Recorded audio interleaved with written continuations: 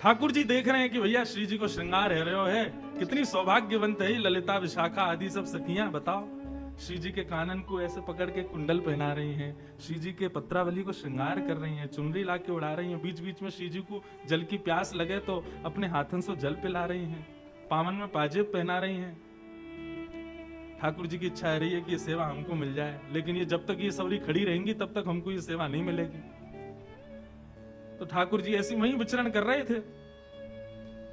तो ठाकुर जी बोले, मुंह को तो बड़ी जोर की भूख लगी है, ऐसा मन कर रहा है कि कोई वृक्षन से फल तोड़ के लिया है, मुंह को खवाए दे, मैं तो आनंदित है जाऊं। तो सहचरियां भले ही ठाकुर जी से उठी उठी रहती हैं, थोड़ी ना तेज आवाज में ही रहे, लेकिन वो एक पंक्ति है, हम श्री राधे जू के बल अभिमानी, टेढ़े रहत मोहन रसियासों बोलत अटपटी वाणी। किशोरी जी के बल का अभिमान है सब सहचरियों को, ठाकुर जी से सीधे मुंह बात ना करें। लेकिन अगर ठाकुर जी को कोई श्रम हो रहा है तो सब सहचरियां उनकी भी सेवा करती हैं। ठाकुर जी बोले, मुझे तो मन कर रहा है कि बहुत जोर की भूख लगी है, कोई फल तोड़ के लिया है। इतने में एक सखी बोली, श्यामाजू ठाकुर जी को भूख लगी है, ये बाकी सब सखी लगी, मैंने फल तोड़ लाऊं? बोला हाँ जाओ। लालजू अभी रुको, हम अभी आपके लिए फल लाएं। एक गई। ठाकुर जी बोले, और बच्ची हैं, इनको कैसे भगाऊं? अरे मुंह को तो प्यास भी लगी है, कोई जल लिया तो यमुना जल से आजकल प्यास ना बुझे भैया, कोई बढ़िया मटका में भर के और कुआ से निकाल के लेके आवे तो आनंद आ जाए। तो एक सखी बोले, अरे जय को प्यास लगी है, मैं जाऊं। दूसरी सखी भाग गई।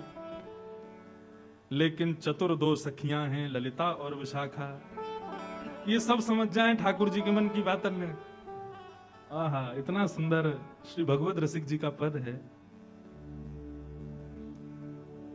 लाल एती चतुराई कहां पाई। ये लाला, इतना चतुराई तुम में कहां से आई है? अब तो दो ही सखी रह गई, बाकी सब सखी तो ठाकुर जी ने भेज दी। कोई से कहती है, तेरे कसम चिल्ला रहा है, जल्दी जावा को भूख लगी है, जाके भोजन बना। बोली लाडली जी मैं अभी आऊं भोजन पवा के, एक वैसे चली गई, सबको भगा दियो, दो ही रह गई। तब विशाखा ने देखा कि भाई ये समझ रहे हैं हम कहा इनके मन में चल रहे हो है, तब वो गा रही हैं।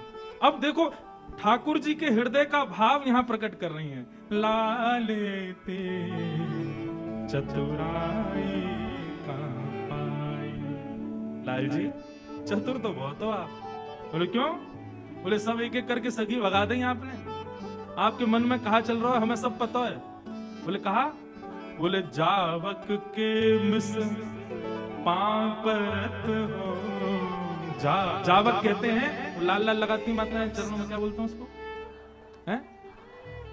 महावर, महावर बोलते हैं ना।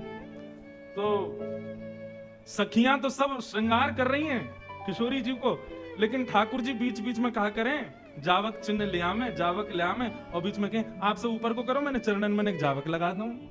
विशाखा ललिता बोली, हम सब समझ रही हैं, ये जावक के मिस पांव परत हो, आप श्री जी के पांव छुए को प्रयास करो, या ये महावर लगावे के चक्कर में हम सब समझे आपकी बातन में। जावक के मिस पांव परत हो, करन चात आपन मन भाई, करन चात आपन मन भाई। अपने मन की सी सेवा करना चाहो, हम सब जान रही हैं।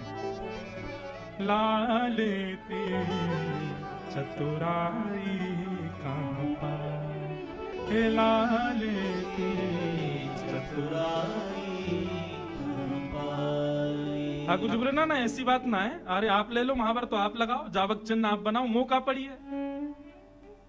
मैं तो अपने कामन को छोड़ छोड़ के आऊं यहाँ श्री जी के पास में, मुंह कोई वो थोड़ी है। माँ यशोदा मैया नंद बाबा उनको इकलौतों में लाला, 9 लाख गैयान को भार मेरे सिर पे, पूरा घर मुंह को संभालना पड़े। अरे तुम तो सब बरसाने वाली हो, माँ तो अनेक सब लोग हैं संभालने को, नहीं तो पूछो तो पूरे गोकुल तो मेरी भ्रगुटीन पे ही रहवे। मैं वहां गोकुल को बेचारे को अनाथ छोड़ के यहाँ श्री जी की सेवा में आऊं, मुंह कहा पड़ी? चलो जाऊंगा, मुंह कहा है अभी चलो जाऊंगा। तब सखियां कह रही हैं, छल बहु भरे साधु से दीखो, छल बहु भरे साधु से दीखो। लाला किशोरी जी देखने में ऐसा लगे कितनो सीधो है लाला हमारा है, देखने में ऐसा लगे कोई साधु पुरुष, लेकिन यहाँ के हृदय में जितने छल भरे हैं उतने कोई के हृदय में ना है। छल बहु भरे साधु से दीखो, छल बहु भरे साधु से दीखो। यही कि मिस आपने कहा कियो, सखियन बतावत सेवकाई लालन, सखी बतावत सेवकाई। और यही छल के कारण आपने सबरी सखी यहाँ से भेज दें, मुझको फल लेके आओ, मुझको जल लेके आओ, तेरो खसम चिल्ला रहा हो, तेरो बालक रो रहा है, सब भेज दें यहाँ से। ठाकुर जी बोले पोल पट्टी खुल ही गई है, सब इन्हें पता चल ही गया कि हम श्री जी के संग एकांत में उनको श्रृंगार करवे को भाव रख रहे हैं। वो लाला यहाँ पे अब गुमान करवे तो काम नहीं चले, वो झुक जा। विशाखा अब तू समझ ही गई है मन की बात, तो फिर पूर्ण कर ही दे, हमारे काम को पूर्ण करवा ही दे, श्री जी को श्रृंगार को अधिकार हमें ही दे दे। भगवत पाई परो ललिता के, भगवत पाई परो ललिता के, राज करो चिर सुखदाई, राज करो चिर सुखदाई। लाला यदि आप हमारी श्री जी के भाव साम्राज्य में राज करना चाहो तो जाओ ललिता के पांव परो, ललिता के चरण में शीश झुका के प्रणाम करो, ललिता आज्ञा देगी तब आपको श्री जी मिलेंगी। और उस श्री जी की सेवा पावे के लिए हमारे श्याम सुंदर ललिता के चरणन में प्रणाम कर रहे हैं, सिर रख कर के दंडवत कर रहे हैं, ताकि ललिता अधिकार दे श्री जी की सेवा को। हमारे लाल जी को सबसे प्रिय है श्री जी की सेवा, लेकिन श्री जी की सेवा तब तक नहीं मिलेगी जब तक सहचरी कृपा नहीं करें। आज के भाव में ये सहचरियां कौन है बंधु? हमारे ब्रज में श्री राधा नाम उच्चारण करने वालों साधारण ब्रजवासी भी है ना, तो ये समझो ये सहचरी है, यही अधिकार देगो किशोरी जी को, या के बगैर वो अधिकार नहीं मिल सके। इसलिए हमारे ब्रजवासी और ब्रज के संतों को खूब प्रणाम करो, क्योंकि किशोरी जी और ठाकुर जी की सेवा को अधिकार वे ही प्रदान करेंगे। हम वहां जाकर के भी ये सोचा नागपुर के सेठ हैं, कलकत्ता के सेठ हैं, बंबई से बहुत बड़े अमीर आदमी हैं, तो श्री जी और ठाकुर जी कभी आपको सेवा नहीं मिल सकती। वहां जाकर के तो अपनी ठकुराई और अपने भाव सब बोलो, और ब्रजवासी और सब सहचरीन के चरणन में नाक रगड़ के प्रणाम करो, वे प्रसन्न है गए तो श्री जी आपको सहज मिल जाएंगे। दोनों पक्ष हैं, भाव पक्ष से तो श्याम सुंदर ललिता को भी प्रणाम करने को तैयार हैं यदि श्री जी की सेवा मिले, लेकिन हम आप सबके पक्ष में यहाँ पर भगवत रसिक जी आज्ञा कर रहे हैं, भैया सदा ब्रज के रसिकों को प्रणाम करते रहो, दंडवत करते रहो, नमन करते रहो, उनमें अवगुण मत देखो, क्योंकि वे ही आपको श्री जी और ठाकुर जी की सेवा देंगे, उनके बगैर ये मिलना असंभव है। लाले ते कहाँ पाई चतुराई, लाले ते कहाँ पाई चतुराई। ठाकुर जी की ऐसी मधुर लीला है। ललिता विशाखा आदि सखियन को भी प्रणाम करें कि श्री जी की सेवा मिले। मधुर सेवा ठाकुर जी करते हैं और फिर सब सखियां युगल स्वरूप की आरती उतारती हैं। अब लीला आती है कुछ ऐसी, ठाकुर जी निरंतर वंशी का वादन करते हैं। बंधुओं, हमारे यहां वंशी को बड़ी बड़भागिनी बताया। श्रीमद् भागवत के वेणु गीत में तो गोपियां कहती हैं हमारी सौत है। बोले क्यों? वो निरंतर ठाकुर जी के ओष्ठों पे सोती है, उनके अधरामृत का पान करती है। ठाकुर जी नित्य या को अपनी कमरिया में बांध करके रखें, और तो और ठाकुर जी रात में अपनी तकिया के पास ही रख के सोवे। हमारे लाल जी आज भी शयन करेंगे ना, चाहे मार्ग में भी फ्लाइट में कहीं जाए, कहीं वंशी संगी रहेगी। वंशी, छड़ी और बंटा जी। बंटा क्या है? वो पल्ली तरफ रखो ना, ये ठाकुर जी को टिफिन है छोटो। हमारे लाला को भूख बहुत लगे तो यहाँ में कछु ना कछु रखना पड़े। हम तो ऐसा करें जब सफर में जामे ना तो ठाकुर जी के एक आध लड्डू रख दें और ठाकुर जी की झांपी में 1000-2000 रुपया रख दें। लाला और भूख लगे तो खरीद के खा लियो। भैया ये भाव की सेवा है, ये नियम की सेवा ना है, ये क्रम की सेवा नहीं है, तो भाव की सेवा है। तो ठाकुर जी वंशी सदा अपने संग रखें। क्यों रखें? क्योंकि वह वंशी को श्री श्री जी ने भी अपने अधर पर धारण किया है, और जब से श्री जी ने अधरामृत को पानवा वंशी को कराया हुआ, तब से ठाकुर जी वही को लिपट करके सोमे, वही के संग रहे में, वह को सदा अपने संग रखें, वंशी को कभी त्याग ना करें। पर वह वंशी के कई भाव हमारे ब्रज में बताए गए। श्री राधा वल्लभ लाल को जिनने लाड़ लड़ायो, ऐसे श्री हित हरिवंश महाप्रभु, वे तो वंशी के ही अवतार बताए गए। एक आत्मदेव नाम के ब्राह्मण थे, उन्होंने महादेव की बड़ी याचना की। महादेव प्रसन्न हो गए, प्रसन्न होकर बोले, मांगो क्या वरदान चाहिए? बोले, अपने हृदय की सबसे बहुमूल्य वस्तु मुझे दे दो।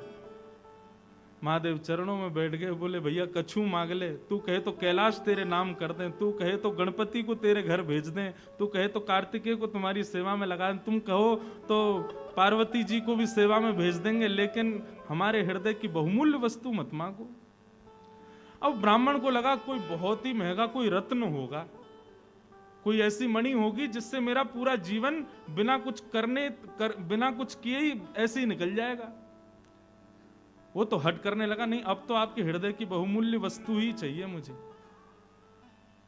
तब देवादिदेव महादेव अपने हृदय के ठाकुर श्री राधा वल्लभ जी को लेकर प्रकट हो गए और उस आत्मदेव ब्राह्मण को प्रदान किया। यहां आप लोगों ने तो बजाई ताली, लेकिन राधा वल्लभ जी तो बेचारे बड़े परेशान है गए। क्यों? वाने हृदय की सबसे बहुमूल्य वस्तु मांगी और वो ठाकुर जी थे। महादेव ने कही, लो हमारे हृदय की बहुमूल्य वस्तु। आत्मदेव बोले, जे कहा दियो आपने, मैं तो सोचो आप कोई मणि दोगे, कोई रत्न दोगे, आप तो ये ठाकुर जी दे, ये सेवा एवा हम पे ना पे। बोले, भैया यही है मेरे हृदय के सबसे बहुमूल्य वस्तु। आत्मदेव जी ले तो आए, लेकिन भाव से उनको तो ये लगता है ये तो और खर्चा बढ़ गए मेरे। तब किशोरी जी ने आज्ञा दी वंशी को, और हमारे लाल जी को कष्ट नहीं हो, श्रम नहीं हो, आप पृथ्वी पर जाओ। तब ठाकुर जी की वंशी ही श्री हित हरिवंश महाप्रभु के रूप में पधारे और आकर के आत्मदेव जी से ठाकुर जी को ला करके वृंदावन में विराजमान किया। हम अपने पद में गाते हैं ना, जो विश्राम में पद गाते हैं, आतुर है हरिवंश पुकारो, श्री राधा राधा नाम, तब सघन कुंज यमुना तट आयो, श्री राधा वल्लभ लाल। बोल राधा वल्लभ लाल की जय। तो एक ब्रज के भाव से ठाकुर जी की वंशी आज भी ठाकुर जी के संग है, और वो आचार्य रूप धारण करके भी आई हैं। परंतु एक भाव से ठाकुर जी की वंशी ये श्री हनुमान जी महाराज पधारे, कहीं की कथा के भाव से। और भाव कुछ ऐसा था कि भगवान श्री राम जब अपनी लीला पूरी करके जाने लगे, तब हनुमान जी ने प्रार्थना की, बोले, भगवान आप लंका से वापस अयोध्या जा रहे हैं, बीच में दंडकारण्य में कुछ संत आपकी प्रतीक्षा कर रहे हैं, उनको दर्शन दे दीजिए। राम जी बोले, अभी हम पे समय नहीं है, 14 वर्ष पूर्ण हो गए, अभी हमको निश्चित अभी अयोध्या पहुंचना है, नहीं तो भरत जीवित नहीं मिलेगा। हनुमान जी बोले, वहां एक भरत नहीं मिलेगा, यहां लाखों भरत मर जाएंगे। तब रघुनाथ जी ने आज्ञा दी, बोले, चिंता मत करो, ये सब दंडकारण्य के जितने भी संत हैं, ये सब अपने भजन के प्रभाव से द्वापर में श्रीधाम वृंदावन में गोपी बन करके प्रकट होंगे, और तब हम इन सब को वह सुख देंगे जो ये चाहते हैं। हनुमान जी बोले, लेकिन एक विडंबना है। बोले, क्या? उन सब ने मुझ पे विश्वास किया कि मैं आपको लेके आऊंगा, अब मैं आपको ले जा नहीं पा रहा, तो मैं क्या करूं?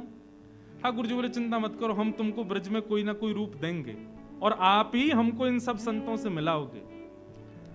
तब द्वापर में ठाकुर जी ने विचार किया, हनुमान जी किस भाव से आवे, तो वही हनुमान जी ठाकुर जी की वंशी बन करके आए, और जब जब उस वंशी की नाद होती है, तब तब गोपियों का मन ठाकुर जी की ओर आकर्षित हो जाता है। महाराज प्रारंभ ही श्रीमद् भागवत में वंशी के नाद से ही हुआ। हनुमान जी ने अपना वचन निभाया कि हम आपको मिलाएंगे, और गोपियों को लेके गए ठाकुर जी के पास। पर अब यहां का भाव सुनो, अति सर्वत्र वर्जयेतु। कई बार कई वस्तु हमको सुख देती हैं, लेकिन कई बार उससे हमको कष्ट भी हो जाता है। आज सब गोपियां इस वंशी से परेशान हो गई हैं। और इतना सुंदर भाव, ठाकुर जी वंशी जब बजाते हैं, वंशी के भाव से ठाकुर जी किशोरी जी का स्मरण करते हैं। ठाकुर जी वंशी बजाते हुए यमुना पुलिन पर वृंदावन कुंजों में श्री जी को याद कर रहे हैं, वंशी नाद कर रहे हैं। परंतु ठाकुर जी की वह वंशी को सुनकर के पल्ली पार सब गोपियां, अब देखो यहां पर वेणु गीत का यही स्वरूप है। ठाकुर जी वेणुनाद करते हैं श्री जी को स्मरण करके, परंतु उस वेणुनाद को सुनकर के गोपियों की स्थिति ऐसी होती है, वे देहाभिमान शून्य हो जाती हैं। जो काम कर रही हैं उसी को करने में रह जाती हैं, या जो काम कर रही हैं उसमें मन नहीं लग पाता, भूल जाती हैं सुध बुध कहां बैठी हैं, क्या कर रही हैं, कैसे कर रही हैं। ठाकुर जी को भाव तो बड़ो प्यारो है, लेकिन वहां गोपियों की स्थिति तो बड़ी विचलित करने वाली हो गई। सब गोपियां इकट्ठी हुई आपस में और मन बनाने लगी, बोले भैया यार लाला की वंशी को कहा करें। बोले क्यों? बोले सुनवे में सुख तो बहुत दे, लेकिन जब या की वंशी बजे वह समय हमारे कोई काम ही ना है पा में। गोपियां, भागवत का एक श्लोक भी है, वहां ठाकुर जी से निवेदन करती हैं, लाला एक काम करो। बोले कहा, तुम वंशी तब मत बजाया करो जब हमारे घर में भोजन बने करे।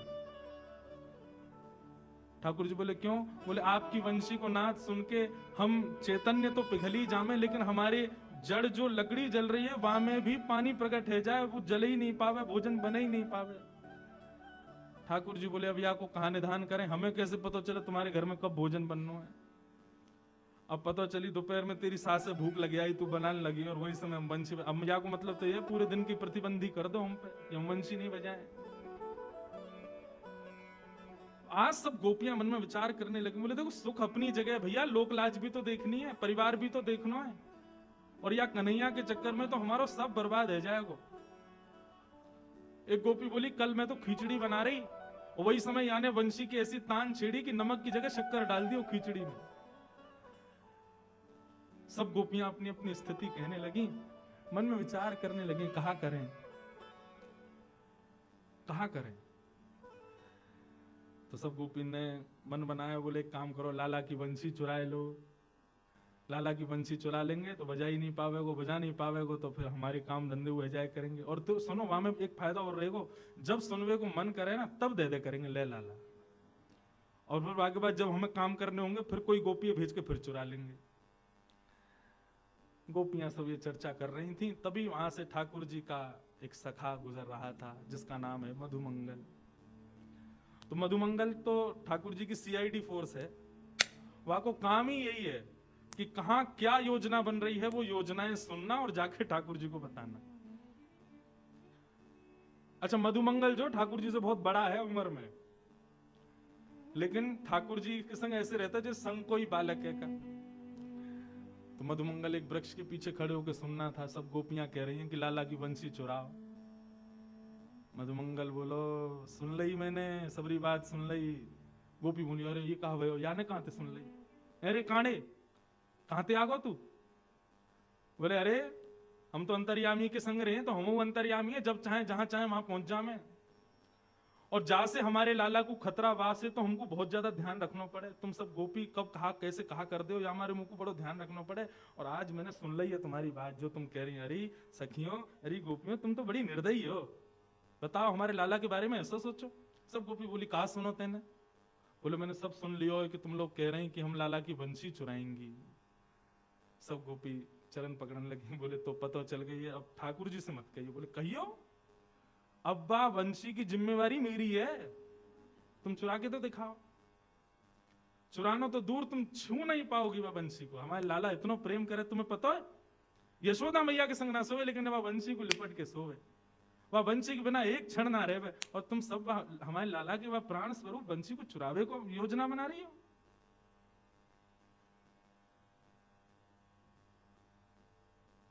मैं रक्षा करूंगा, ना चुरा पाओगी वंशी।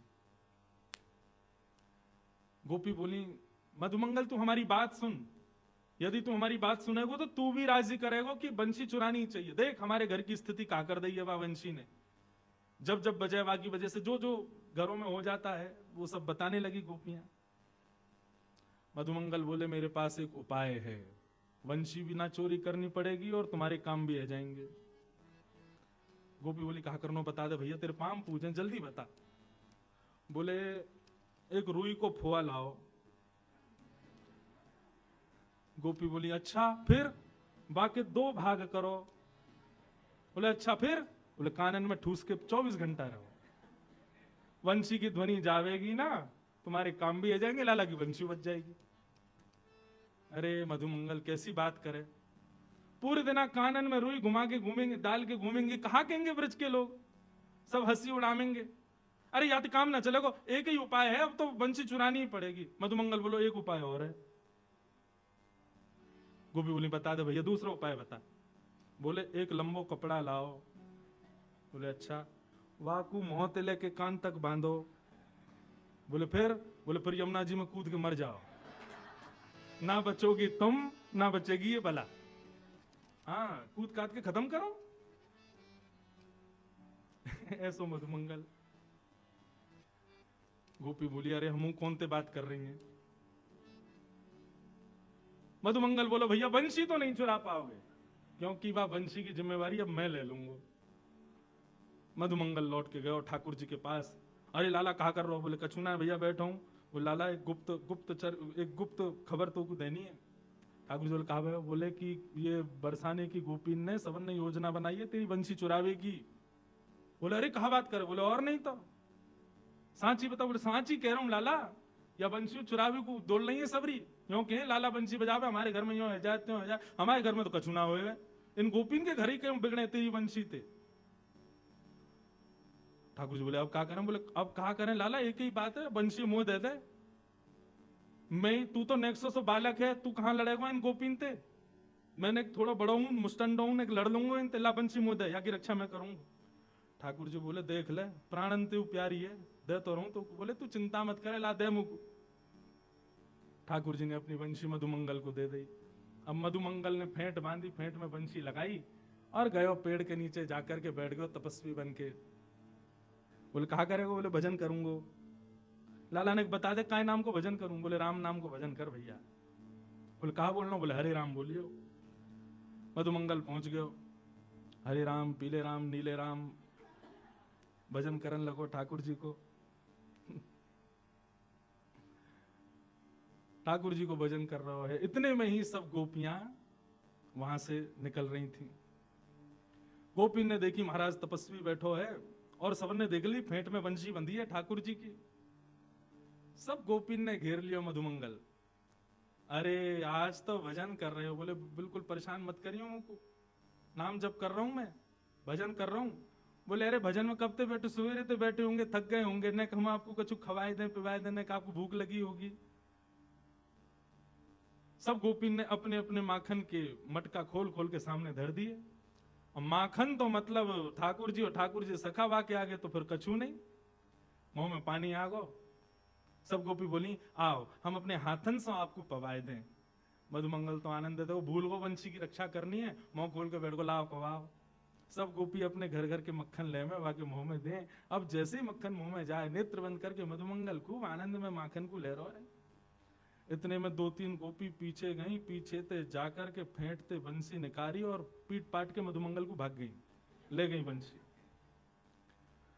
अब मधुमंगल रोतो रोतो गयो ठाकुर जी के पास। बोले लाला मेरी बंसी सुरक्षित है?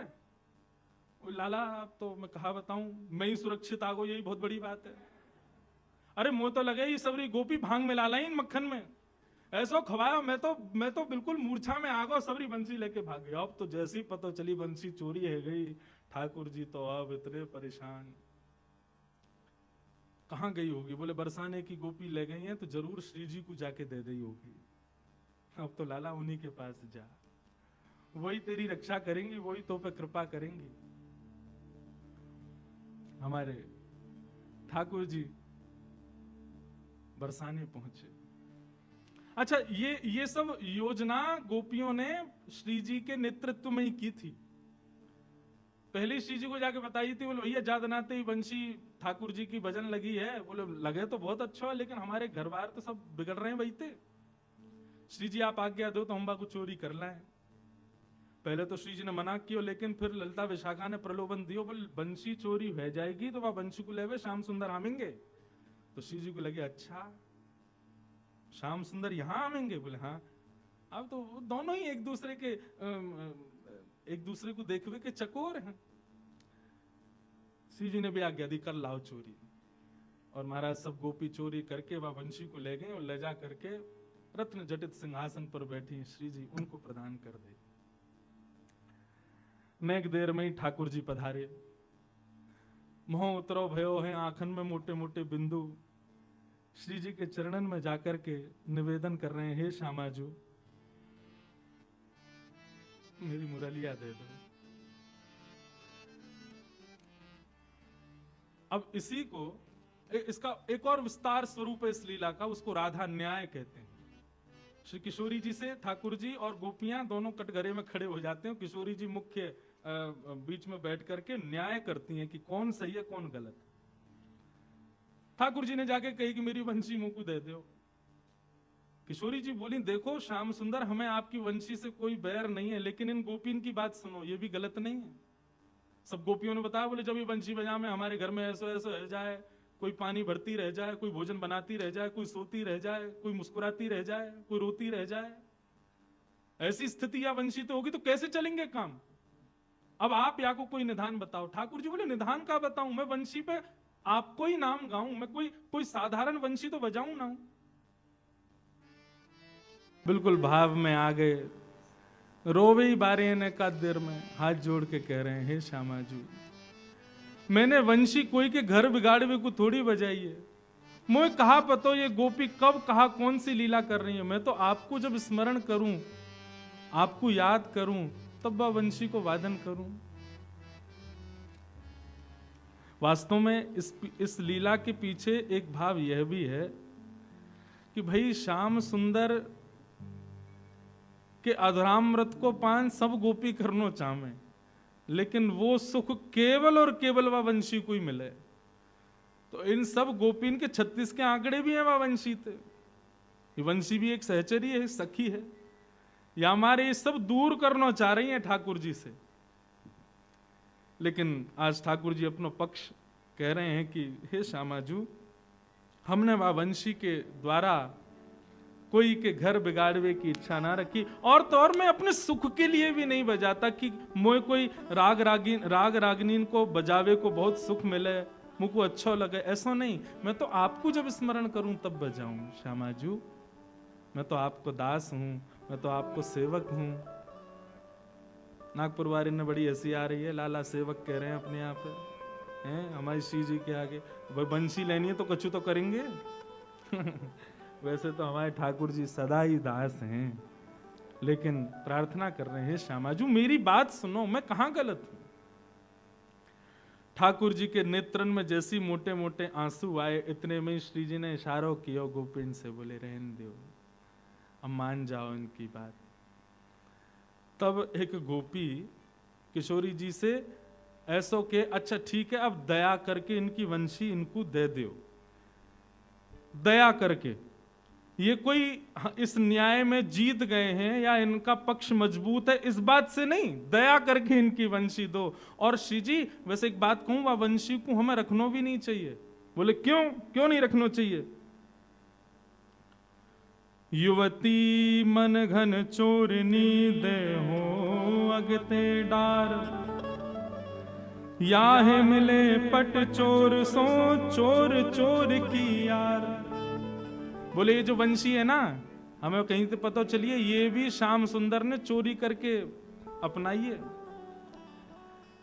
तो यह भी चोर हैं और ये वंशी भी तो वैरणी चोरनी है। बोले क्यों, ये हमारे चित्त को चुरावे। ये भी चोर हैं और वो भी चोर हैं, ये चोर चोर एक दूसरे के यार हैं। यह में पट चोर सो चोर चोर की यार, यह चोरन सरदारनी यह चोरन सिरमोर। हे श्यामाजू ये वंशी चोरन की सरदारनी है और ये ये जो सामने खड़ो का है इतनो सीधो सो बन के, ये चोरन को सरदार है। इन दोनों की जोड़ी बनी हुई है श्यामाजू। प्रेमानंद सराहनी बनी रहे यह चोर। ये श्यामाजू, हमने सुनी है जैसो रखो संग वैसो है जाए मन। अगर हमने या वंशी को ज्यादा समय अपने पास रखो तो हम बरसाने वाले आपकी सहचरियां, आप हम सब बड़े पवित्र हैं। या चोर की या चोरी भई बंशी को, ये चोरनी को यदि हमने अपने पास रखो तो कहीं आके अवगुण हमें नहीं आ जाए, या हमारे दया करके या वंशी को इनको ही दे दो। या कुछ ज्यादा समय संग नहीं रखना चाहिए, नहीं तो कहा पतो वाकई अवगुण हमारे भीतर आ गए तो। तब ठाकुर जी, तब उन गोपिन के भाव सुनकर के श्री जी ने न्याय में जीते नहीं है, दया करके वंशी को ठाकुर जी को प्रदान किया। अच्छा लो रखो अपने पास। जैसे ही ठाकुर जी के हाथ में वंशी आई, ठाकुर जी के तो तेवर ही बदल गए, आंखन के ढंग बदल गए, चेहरे को रंग बदल गए। बोले ऐरी गोपी का कह रही, ये चोरनी है, मैं चोर हूं, ले रुक अभी बताऊं। इतने में ही ठाकुर जी ने दर पर रखी वंशी और जैसे ही नाद किया सबरी गोपी वहीं मूर्छित होके गिर गई। और श्यामा श्याम की अद्भुत लीला का ये मधुर भाव प्रकट हुआ। ऐसे हमारे ठाकुर जी की मधुर लीलाएं ब्रज में प्रधानता रूप से रहती रहे। ऐसी वंशी के सुंदर भाव हैं। तो ठाकुर जी वंशी काय भाव से बजामे, किशोरी जी को स्मरण करें तब वंशी बजामे। हमारे बिहारी जी तो साल भर में एक ही बार वंशी धारण करें हाथ में। क्यों? क्योंकि वहां पे बिहारी जी की सेवा किशोरी जी को याद करने की नहीं है, जितने दर्शनार्थी आ रहे हैं उन पर कृपा करके उनको दर्शन देने की है। इसलिए साल भर वंशी को अलग ही रखा जाता है। कहीं पूरे साल वंशी बजाई तो लाखों लोग वृंदावन आते हैं, तो बेचारे कहाँ जाएंगे, क्योंकि बिहारी जी तो फिर अपने भाव में आ जाएंगे। या हमारे साल में एक ही बार वंशी हमारे ठाकुर जी धारण करें। और हमारे लाल जी भी जब आरती होवे तभी वंशी को धारण करें। वंशी धारण करते ही मतलब अब स्मृति, अब श्री जी स्मरण में कृष्ण है, अब इनकी आरती उतारो, तब उनको भाव लियो। ऐसे भाव हमारे ब्रज के हैं। एक सुंदर भाव हमारे हरिदासियों का है। ठाकुर जी की सबसे प्रिय सेवा कौन सी है? आहा,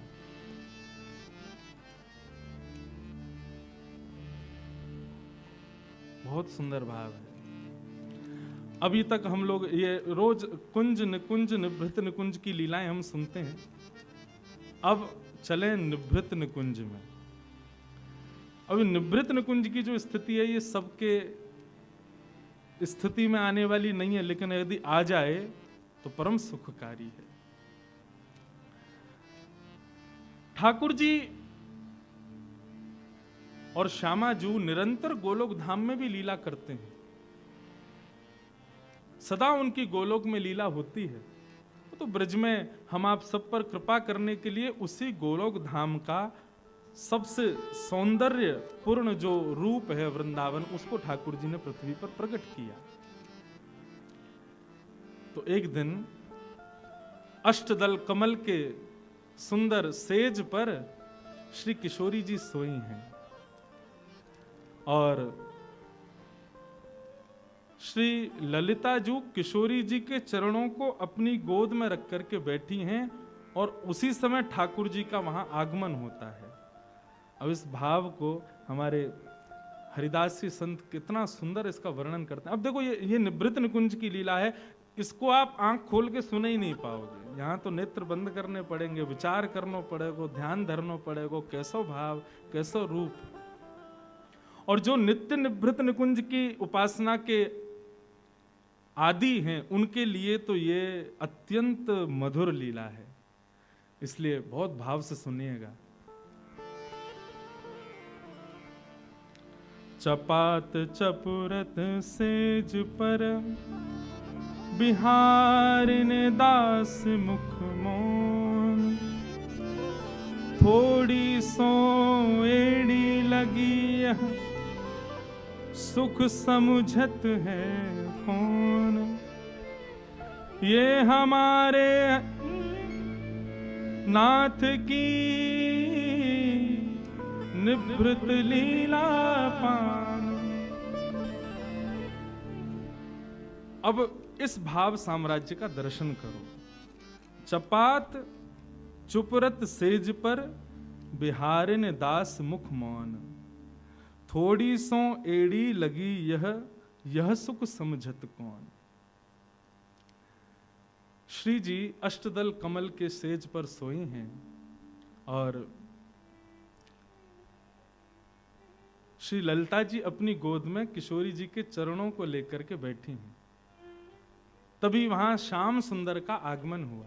जैसे ही ठाकुर जी पधारे तो बाहर खड़ी सखियों ने ठाकुर जी को रोका। बोले श्री जी शयन कर रही हैं। तो बोले तो का ये अपनी पाजेब उतार के जाओ। इनकी छम छम छम आवाज करते भाई भीतर जाओगे, कहीं श्री जी को विक्षेप है गया, वो उठ गई तो।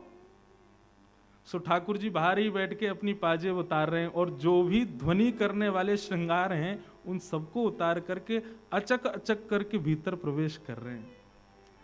तभी देखिए अष्टदल कमल की सेज पर रूप लावण्य प्रकट हो रहा है श्री जी का।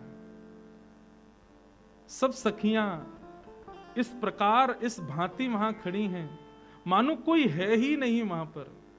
श्री जी शयन कर रही हैं और श्री ललिता जी गोद में ठाकुर किशोरी जी के चरण लेकर के बैठी हैं। तभी ठाकुर जी वहां पहुंचे और पहुंच के बोले, हे ललिता जी, ये जो सेवा आप कर रही हुई हमें दे दो, हमें बैठन दो किशोरी जी के चरणन में। ललिता जी बोली, इतनी जोर से क्यों बोल रहे हो, धीरे धीरे बोलो ना, नीचे बैठ जाओ, चुपचाप बैठो और इशारे में ही बात करो। आप इतनी तीव्रता से मत बोलो। ठाकुर जी बोले, इतने धीरे बोलवे से कहा श्रम होगा, श्री जी उठ जाएंगे। बोले श्री जी उठेंगी ये तो बहुत दूर की बात है, आप बोल रहे हो तो आपके मुख से निकलने वाली उष्णता श्री जी के चरण को स्पर्श करेगी तो हमारी श्री जी को श्रम है जाएगा।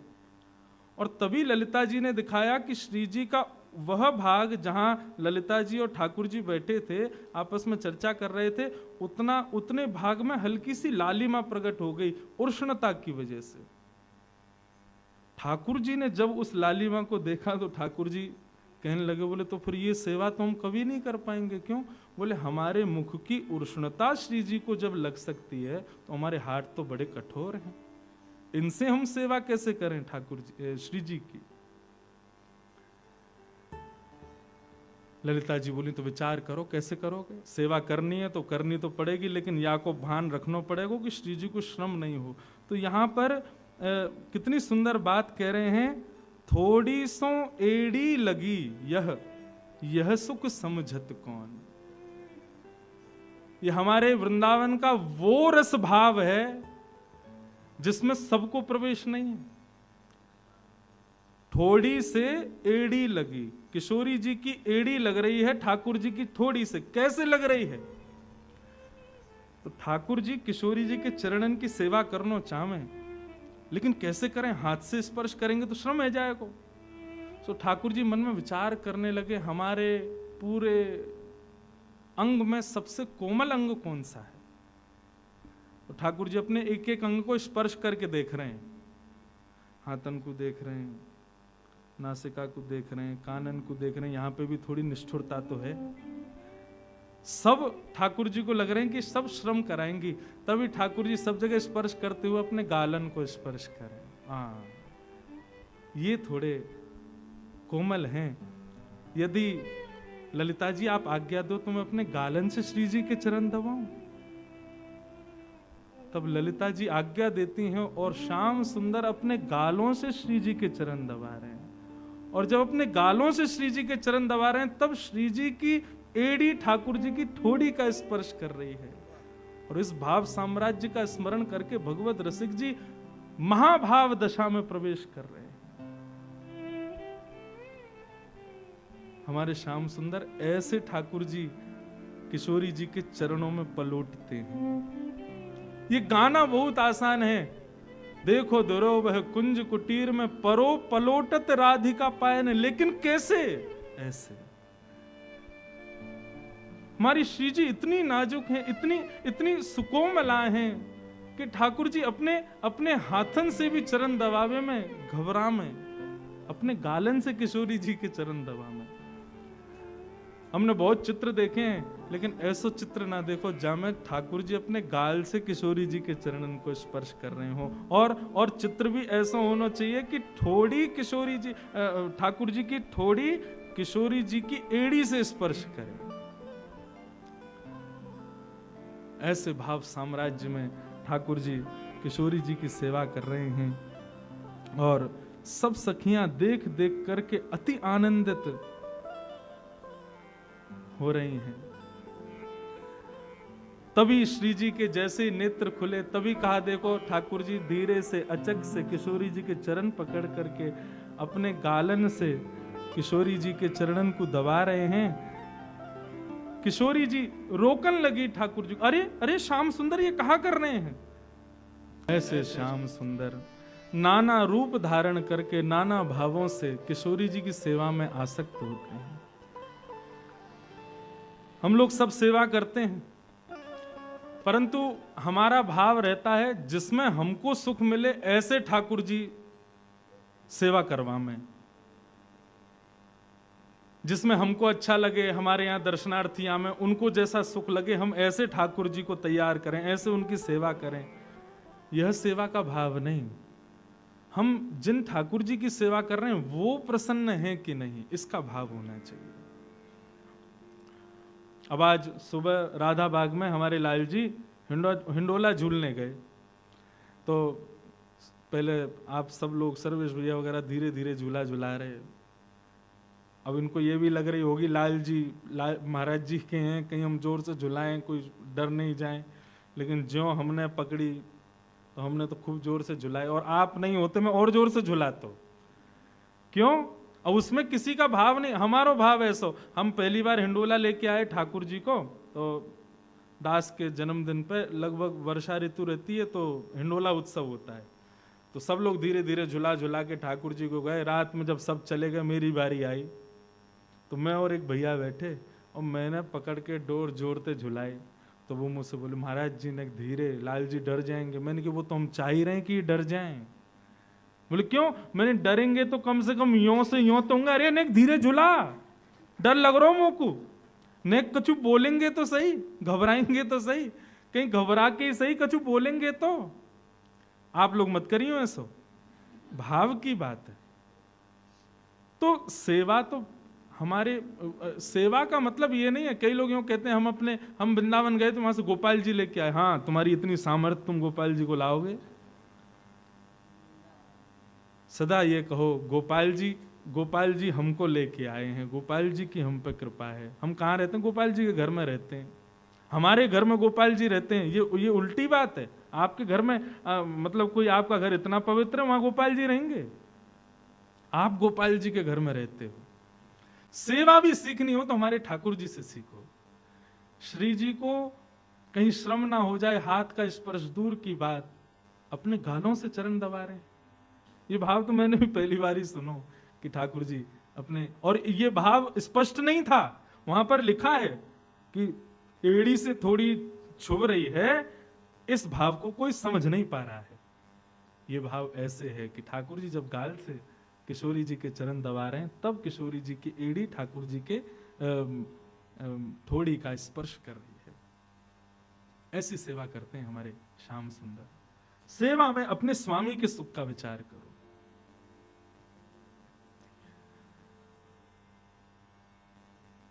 हमारे भागवत में जैसे गोपी गीत है, वेणु गीत है, प्रणय गीत है, ऐसे एक गीत और है, उसका नाम है युगल गीत। युगल गीत में कोई युगल के भाव वर्णित हैं ऐसा नहीं है। युगल गीत का नाम युगल गीत इसलिए है क्योंकि वहां पर युगल युगल मंत्रों के अर्थ हैं। युगल मतलब दो दो श्लोक। और युगल गीत की विशेषता हमारे ब्रज के रसिक जन कहते हैं कि युगल में एक श्लोक श्याम सुंदर है, दूसरा श्लोक किशोरी जी है, इसलिए इसको युगल गीत कहते हैं। तो वहां युगल गीत में एक प्रसंग आता है बड़ा सुंदर, और वो प्रसंग ऐसे है कि सब सखियां ठाकुर जी की वंशी के वादन की बड़ाई करती हैं यशोदा मैया से जाके, और यशोदा मैया से पूछती हैं कि आपके लाला ने वंशी वादन कहां सीखो है। बहुत सुंदर भाव है, ध्यान से सुनना। आहा। विविध गोप चरणेषु विदग्धो वेणुवाद्य उर्धा निज शिक्षा, तब सुत सती यदाधर बिंबे दत्त वेणुरनयत स्वरन जा। गोपियां आज यशोदा मैया के पास गई और मैया से जाकर के इस भाव से पूछती हैं कि हम अपने बच्चों को सिखाना चाहती हैं, लेकिन वास्तविकता में वो वह गुरु को खोज रही हैं। जा गुरु ने ये बैरनी बंसी बजानी सिखा दी, हमारे घर बर्बाद करवा दिए। सब गोपियां गई और जाके बोली, मैया एक बात बताओ, तुम्हारो लाला वंशी बहुत मधुर बजावे। हाँ बजावे तो बहुत बढ़िया है। अच्छा तुम्हारे लाला ने वंशी सीखी कहां तक बताइयो। यशोदा मैया बोली कहा करोगी। बोले हम भी अपने बालकन को भेज देंगे, वो सीख आएंगे, पूरे दिन घर में पड़े रहे, वो बजानो सीख जाएंगे। तो लाला अकेली बंसी नहीं बजावे, वो सबरे ग्वाल वाल मिलके बजाए करेंगे। यशोदा मैया बोली तो याद है बढ़िया, तो और वाद्य सिखवाओ, हमारो लाला वंशी बजाए, मधुमंगल करताल बजाए और श्रीदामा मृदंग बजाए, तब आनंद आवे। लेकिन गोपियां तो ये भाव जानना चाह रही हैं कि ठाकुर जी वंशी सीख के कहां से आए। तो वेणु गीत, युगल गीत में वर्णन है, माता यशोदा कहती हैं वेणु वाद्य उर्धा निज शिक्षा। बस सही पूछो गोपी तुम मानोगी नहीं, लेकिन मेरे लाला ने कोई से वंशी नहीं सीखी, ये वाकई खुद की शिक्षा है, माने खुद सीखो है बजानो। अब एक भाव में तो ये था कि गोपियां पूछती हैं कैसी वंशी किससे वंशी बजाना सीखा। अब दूसरे श्लोक में गोपियां वर्णन कर रही हैं कि ठाकुर जी वंशी बजाते कैसे हैं। साधारण भाव नहीं है भागवत के, कितनी सुंदर बात कहती हैं कि सवन सस्त धूपधार्य सुरेशा सक्र सर्व परमेष्टि पुरोगा कवय आनत गंधर चित्ता कश्मलम ययुरने तत्व। इतनी सुंदर बात। बोले लाला कैसी वंशी बजावे। बोले कवय आनत कंधर चित्ता कश्मलम ययुर निश्चित तत्वा। अब दूसरे श्लोक का जो वर्णन है ना, जो प्रथम श्लोक कृष्ण है, दूसरा श्लोक किशोरी जी हैं। एक प्रकार से इसमें प्रश्न उत्तर भी हैं। ठाकुर जी के श्लोक जो प्रथम श्लोक हैं वो प्रश्न के भाव से हैं, और द्वितीय श्लोक जो है वो उत्तर के भाव से, युगल गीत है। और दूसरे श्लोक जो है वो सब श्री जी के स्वरूप में है। तो यहां पर श्री जी प्रत्युत्तर दे रही हैं, ठाकुर जी वंशी कैसी बजाते हैं। बोले ठाकुर जी जब वंशी का वादन करते हैं तो उस समय आकाश में ब्रह्मा, शिव, सनकादि, सरस्वती आदि सब देवी देवता कान लगा करके, चित्त लगा करके ध्यान से सुनते हैं। और सरस्वती की तो यह स्थिति हो जाती है, वो संगीत की पुरोधा है, संगीत की उद्गाता है। परंतु जब ठाकुर जी वंशी बजाते हैं ना, तो सरस्वती भी कालम कागज लेकर के बैठती है और ठाकुर जी के द्वारा बजाई गई ध्वनियों को लिखती है और एक नए राग का निर्माण करती है। सरस्वती जी ने राग का नाम भी बताया, सवनस राग। ठाकुर जी कैसा राग बजाते हैं। बोले सवनस राग बजाते हैं। बोले सवनस राग की विशेषता क्या। बोले प्रातः काल का भैरव राग गाया जाएगा, तो भैरव वंशी जब बजाते हैं तो सूर्य प्रकट हो जाता है। सूर्य को लगता है कि अब सुबह का राग बज रहा है, मेरी स्थिति है, मुझे आना चाहिए। लेकिन ठाकुर जी विहाग बजाते हैं तो चंद्रमा प्रकट हो जाता है। बोले अब रात का राग बज रहा है, मुझे आना है सेवा में। लेकिन ठाकुर जी जब वंशी बजाते हैं तो चंद्रमा और सूरज दोनों आकाश में प्रकट हो जाते हैं और विचार करते हैं ये भैरव बज रहा है कि विहाग बज रहा है। मतलब कोई बेसुरा कंसुरा नहीं, सूर्य चंद्रमा में ये होड़ लगी है कि ये अब मेरे को सेवा में जाना है कि तुझको जाना है। दोनों की स्थिति समझ नहीं पा रहे हैं।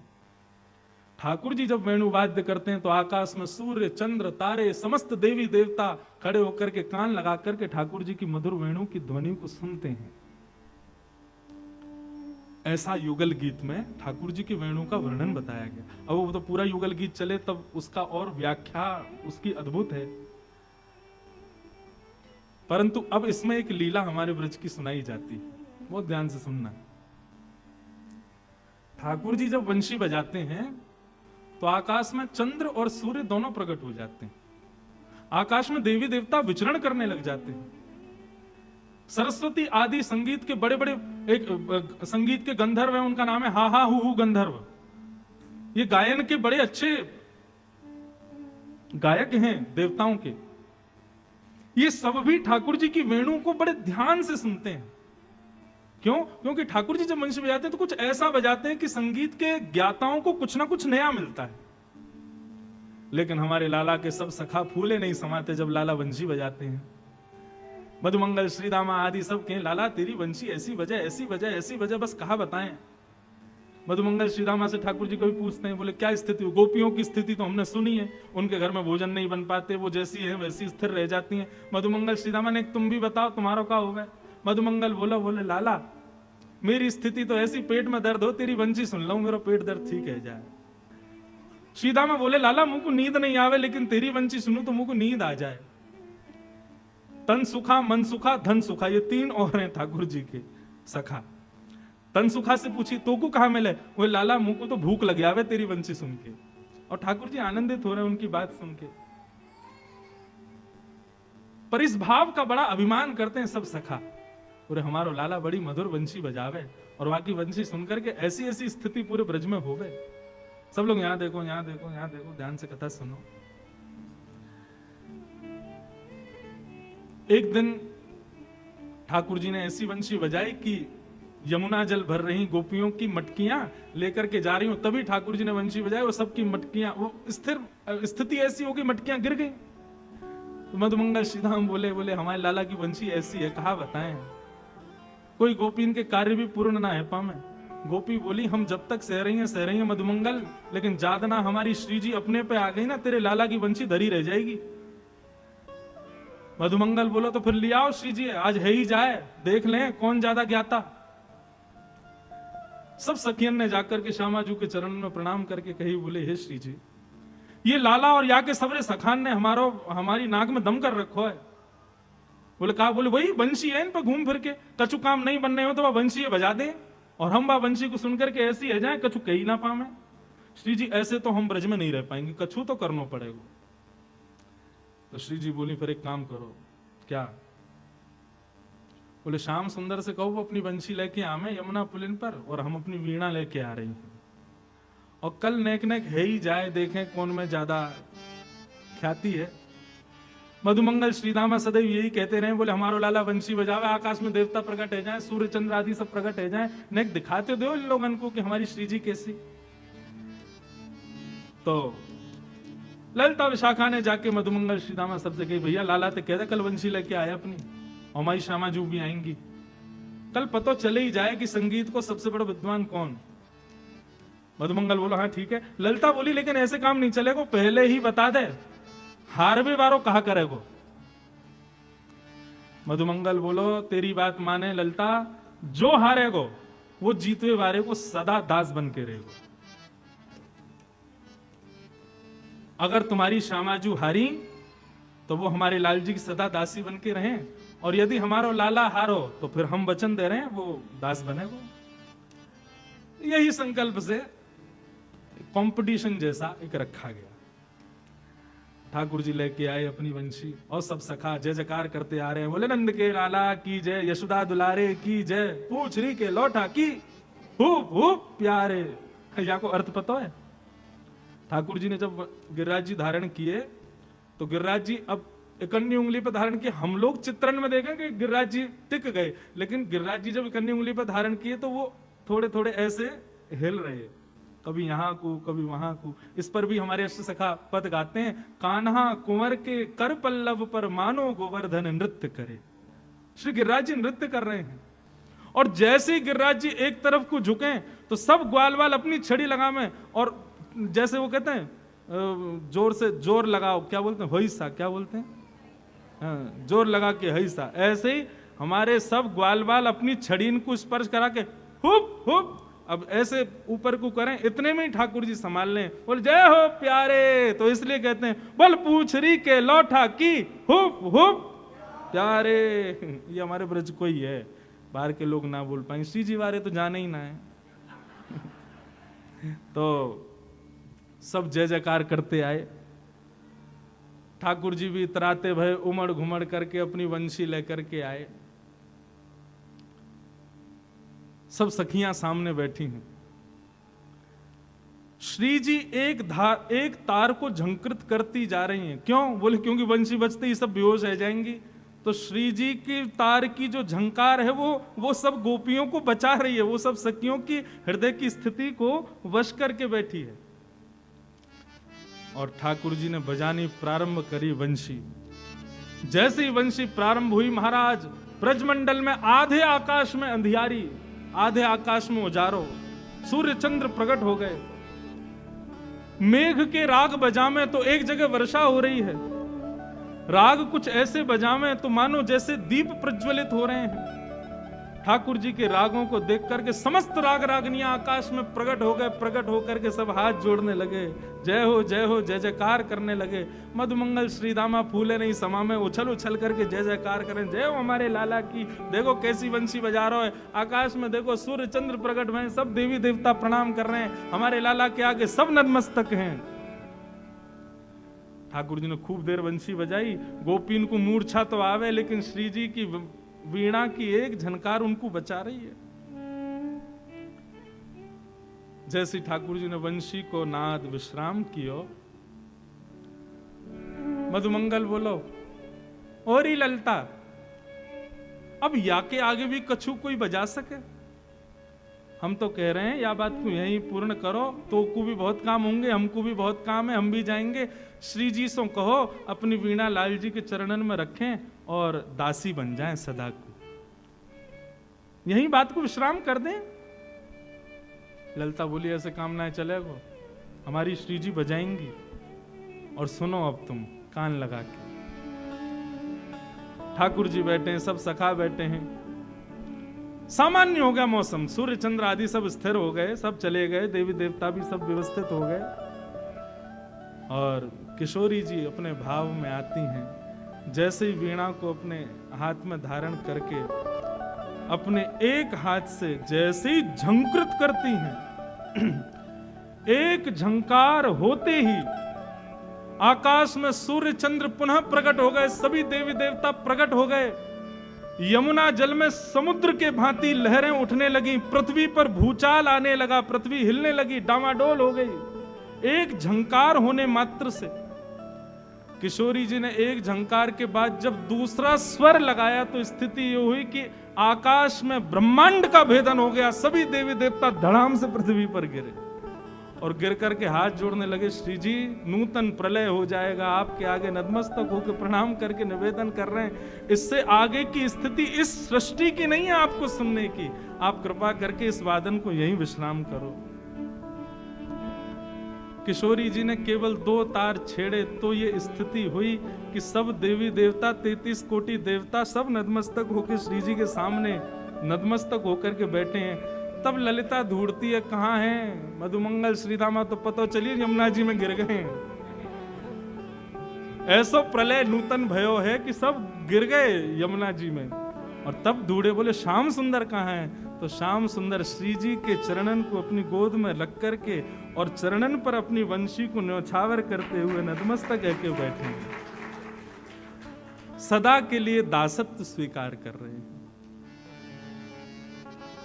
तब श्री जी से प्रार्थना करते हैं कि अब हमको ट्यूशन दे दीजिए। बोले काय का? वीणा का।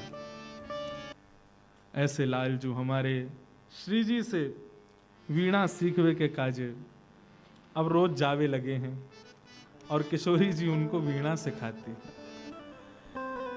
बंधु, ये सब लीलाएं ठाकुर जी, ऐसा नहीं है कि श्रीधाम वृंदावन में जब ठाकुर जी का अवतरण हुआ तभी की ये लीलाएं हैं। अरे ये लीला अनादि काल से चली आ रही हैं। गोलोक में अप्रकट वृंदावन में ये लीलाएं निरंतर होती रहती हैं और नवीन नवीन लीला। अब ये सब लीला भागवत में वर्णित नहीं है, ये सब लीलाएं कहीं और वर्णित नहीं है। ये सब लीलाएं रसिक जनों को मंत्र के जप के प्रभाव से उनके चिंतन में, उनके मानसी में उनको दर्शन देती है। हमारे ब्रज के रसिक जन नेत्र बंद करके मानसी में रहते हैं और मानसी में ही ठाकुर जी को लाड़ लड़ाते हैं। नुकुंज बना करके श्यामा श्याम को वहां बिठा करके उनके नवीन लीलाओं का दर्शन करते हैं और फिर उस दर्शन को लिखते हैं। तब ये लीलाएं प्रकट होती हैं। इसका मतलब अप्रकट वृंदावन में आज भी ये समस्त लीलाएं चल रही हैं। बस वो बात है कि आजकल ऐसे रसिक बच्चे नहीं जिनको मानसी में ये दर्शन हो। मानसी का एक दर्शन का भाव बताते हैं कि एक बार एक व्यक्ति बहुत बहुमूल्य इत्र लेकर के वृंदावन गया बिहारी जी को अर्पित करने के लिए, परंतु बिहारी जी का भोग लग रहा था तो सेवकों ने कहा कि भैया अभी तो भोग लग रहा है, एक काम करो तुम स्वामी जी को प्रणाम कर लो। स्वामी शहरदास जी महाराज बैठे हैं यमुना जी के तट पर, और स्वामी जी उस वक्त मानसी में बैठे थे। मानसी का भाव ये कि ब्रजरज तन पर लपेटे और नेत्र बंद करके अपने हृदय में प्रवेश कर जामे, वहीं कुंज बना के श्री लाडली लाल जी को आनंद करामे। तो स्वामी जी मानसी में बैठे थे, इतने में ही वो रसिक आया और आकर के उसने स्वामी जी को प्रणाम किया। अब स्वामी जी तो देह से वहां थे, स्थिति कहीं और थी। उसको अपने इत्र का बड़ा अभिमान की बड़ा बहुमूल्य इत्र लेकर के आया हूं, तो उसने ढक्कन और खोल दिया और स्वामी जी के समीप कर दिया कि सुगंधी आएगी तो इनका ध्यान व्यान टूटेगा, ये पूछेंगे भैया सुगंधी कहां से आई, तो मेरी चर्चा होगी, प्रशंसा होगी। लेकिन स्वामी जी की स्थिति ऐसी थी कि स्वामी जी थोड़े से मानसी के भाव में थे, कभी मुस्कुरा में, कभी प्रश्वेत के बिंदु मुख पे आ जाएं, कभी मोह मरोड़े, मतलब कोई लीला हृदय में चल रही है, लेकिन वो बाहर का व्यक्ति उसको पहचान नहीं पा रहा। तभी स्वामी जी थोड़े से ऐसे भये कि मानो जैसे कोई हड़बड़ाहट भई हो, कोई जल्दी भई हो, आसपास हाथ घुमाने लगे। इतने में ही वो इत्र को भाव हाथ में आया और स्वामी जी ने उस पात्र को उठा करके यमुना जी में फेंक दिया।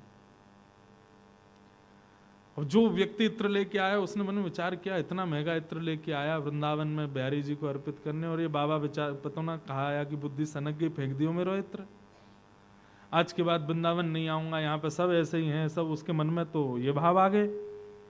परंतु तभी थोड़ी देर में ही स्वामी जी का मानसी भाव विश्राम हुआ, यमुना जी को प्रणाम किया, ब्रजरज माथे से लगाई और उस बालक को देखते ही बोले जाओ बिहारी जी को दर्शन करो। उसने तो विचार किया अब आए हैं तो दर्शन कर चलते हैं। जैसे ही भीतर प्रवेश किया, निधिवन राज के प्रत्येक वृक्ष गुल्म पत्रों पर वो इत्र की बूंदें पड़ी हुई थी, छींटे पड़े हुए थे। और जब जाकर के निधिवन राज के कुंज में श्री कुंज बिहारी जी का दर्शन किया तो सिर के मुकुट से लेकर के नख तक श्री बिहारी जी उसी इत्र में स्नान करके खड़े हुए थे।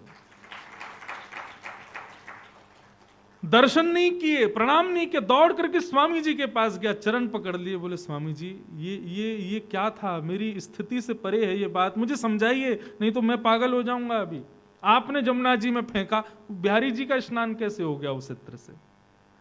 तब स्वामी जी अपने मानसी का भाव का उद्घाटन करते हुए बताते हैं, बोले लाला जब तू आयो ना तब मानसी में होरी चल रही श्यामा श्याम की, और या नंद के लाला ने ऐसा चटक रंग डारो हमारी श्यामा जू पे, तो श्यामा जू ने मुंह को आज्ञा दी, बोले ऐसा रंग लेके आओ या कार्य को और कारो कर दूंगी।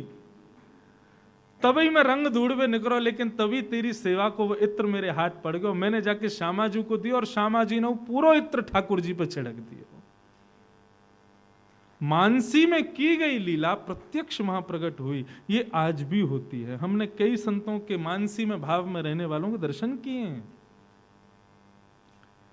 ऐसी मानसी में लीलाएं प्रकट होती हैं और उन लीलाओं को वे रसिक जन इन पदों के माध्यम से लिखते हैं और हम आप सब उसमें आनंदित होते हैं।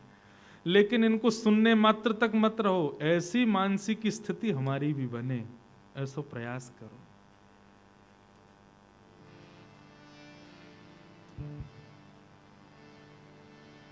ऐसे मधुर भाव श्यामाजू के, किशोरी जी के, ठाकुर जी के, अरे वो अद्भुत हैं, एक से एक हैं। हम तो रोज 50 पद निकाल के लाते हैं और मैं तो ये सोचता हूँ कौन कौन को सुनाऊं, कौन कौन को सेवा में लाएं। इतनी लीलाएं हैं, इतनी कथाएं हैं। कल इस मधुर भाव का विश्राम है और कल का कथा प्रसंग सुबह होगा 9 बजे से। तो कल विश्राम है, इसका मतलब ये नहीं कि यूं सोचो है गए 3 दिना में। तिजोरी में से जो 3 दिन नहीं निकलो वो कल निकलेगो। या हमारे कल सवेरे ही उठ के जल्दी जल्दी सब नाश्ता पानी बढ़िया प्रेम से पाके 9 बजे तक स्थिति में यहाँ आ जाइयो। हमारे लाल जी भी कल जल्दी जल्दी आवेंगे। कल हम सोच रहे हैं ठाकुर जी को सुबह उठा के सीधे लिया में श्रृंगार कर, बहुत समय लगे ठाकुर जी को, इतनी जल्दी श्रृंगार नहीं हो, कल ठाकुर जी को ऐसे ही ले आवेंगे। हाँ, श्री जी के यहाँ तो बिना नवे धुबे वो नवे धुबे से ही है। और आप भी तो दर्शन करो हमारे लाल जी लगे कैसे, सुबह उठते ही कैसे लगे, नेक आंख छोटी छोटी सी है, 2-3 माल बस गले में, अद्भुत शोभा प्रकट हो गई। आओ आज के मंगल भाव को विश्राम दें।